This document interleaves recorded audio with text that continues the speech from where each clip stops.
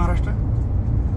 काल आणि आज दिवसभर प्रसार माध्यमांच्या माध्यमातून सोशल मीडियाला एक जाणीवपूर्वक धाराशिव जिल्ह्यातील निवडक अशा भाजपच्या कार्यकर्त्यांकडून आणि पदाधिकाऱ्यांकडून एक गैरसमज पसरवणारे मेसेज पसरवण्यात येत आहेत.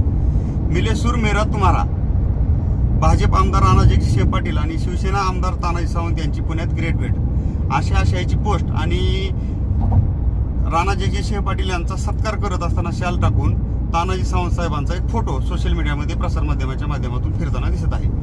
मुळात मी अर्धा तासापूर्वी माननीय आमचे नेते माननीय डॉक्टर प्राध्यापक तानाजी सावंत साहेबांच्या यांना फोन केला आणि विचारलं, साहेब आपली काय ह्या 2 दिवसामध्ये राणाजी सिंह पाटील यांच्याशी भेट झालेली आहे का?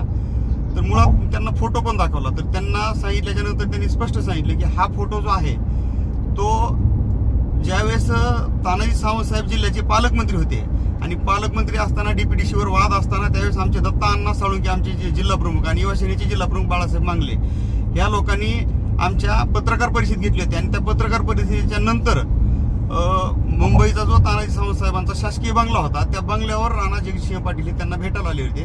त्यावेळेचा तो फोटो आहे आणि त्यावेळेस जवळपास 2-2.5 वर्षांपूर्वीचा हा फोटो जाणीवपूर्वक आजच्या ह्या जिल्हा परिषदेची समीकरणं कुठंतरी जुळवत असताना लोकांना संभ्रमात टाकण्यासाठी हा फोटो वापरला जातो आणि वावड्या उठवल्या जात आहेत.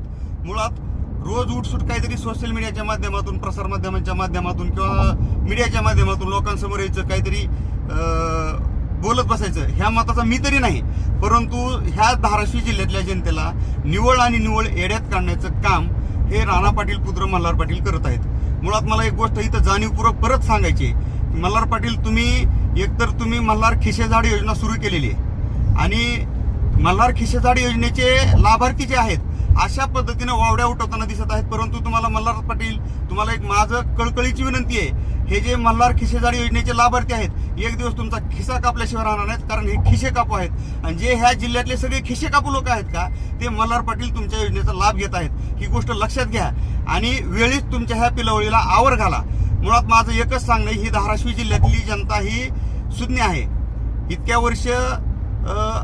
वर्ष ह्या जिल्ह्यामध्ये आकांक्षी जिल्हा राहिला हा जिल्हा, तर आकांक्षी जिल्हा राहण्याची कारणं ही तत्कालीन राजकारणातील मला त्या गोष्टीवर बोलायचं नाही, परंतु आज ह्या प्रसार माध्यमांच्या माध्यमातून जी गोष्ट घडलेली आहे ती गोष्ट चुकीची घडत आहे.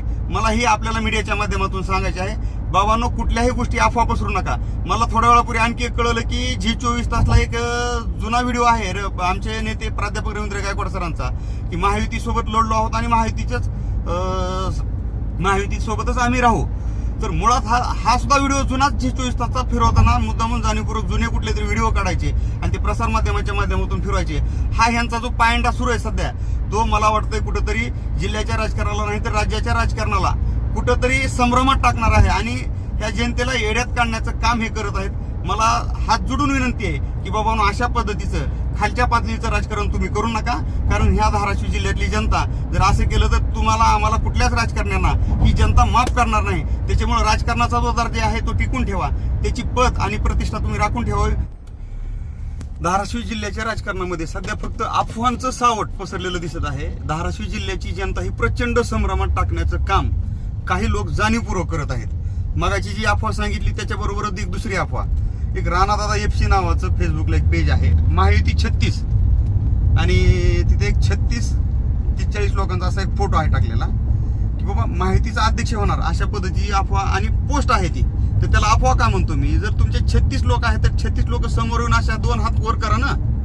तुम्ही एकतर पाठीमागून त्यांचा फोटो टाकता, स्पष्ट सांगा ना. जर तुमची जर भूमिका स्पष्ट आहे, जर तुमच्याकडे 36 आहे तर मॅन्डेट तुम्हाला आहे तर तुम्ही सत्ता स्थापन करा ना. अडचण कशाची, अडचण कुणाची, हाच प्रश्न पडला जिल्ह्यातल्या जनतेला. जर तुम्हाला शिवसेनेला विचारात घ्यायचं नाही, शिवसेनेला कुठलंही म्हणजे विचारात न घेता जर तुम्हाला सत्ता स्थापन करायची असेल धाराशिवच्या जिल्हा परिषदेमध्ये तर तुम्हाला अडचण कशाची आहे? जर 36 तुमच्या सोबत असतील तर आमची विनंती आहे की लवकरच तुमचा मॅन्डेट तुम्ही दाखवा आणि तुमचं जे आहे ती जिल्हा परिषदेमधली सत्ता स्थापन करा.